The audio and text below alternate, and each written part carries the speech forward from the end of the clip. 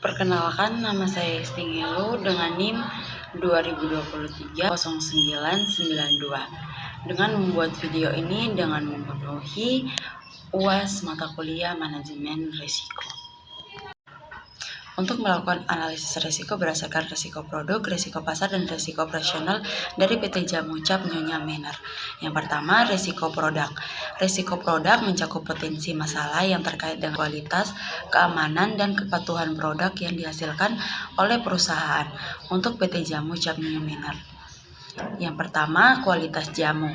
Risiko terhadap kualitas jamu seperti konsistensi bahan baku yang digunakan dan proses produksi yang mempengaruhi kualitas akhir. 2. Keamanan. Risiko terhadap keamanan produk termasuk adanya bahan berbahaya atau kontaminasi yang dapat membahayakan konsumen. Yang ketiga, regulasi. Risiko terkait dengan perubahan regulasi yang mengatur produksi dan penjualan produk jamu di Indonesia. Yang keempat, reputasi. Risiko terhadap reputasi perusahaan jika dapat isu dengan kualitas atau keamanan produk. 2. Risiko pasar. Risiko pasar melibatkan faktor eksternal yang dapat mempengaruhi permintaan, penjualan, dan posisi pasar perusahaan. Beberapa risikonya yaitu yang pertama, perubahan selera konsumen. Risiko terhadap perubahan selera konsumen itu terhadap jamu tradisional di Indonesia. Yang kedua, persaingan. Risiko persaingan yang ketat dari perusahaan jamu di Indonesia atau produk kesehatan lainnya yang mempengaruhi pangan pasar. Ketiga, fluktuasi harga bahan baku. Risiko terhadap fluktuasi harga bahan baku seperti rempah-rempah dan tanaman herbal. Keempat, perubahan ekonomi.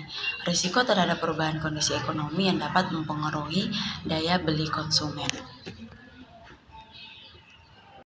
3. Operasional. Risiko operasional terkait dengan efisiensi dan kendala operasional perusahaan dalam menjalankan aktivitas sehari-hari.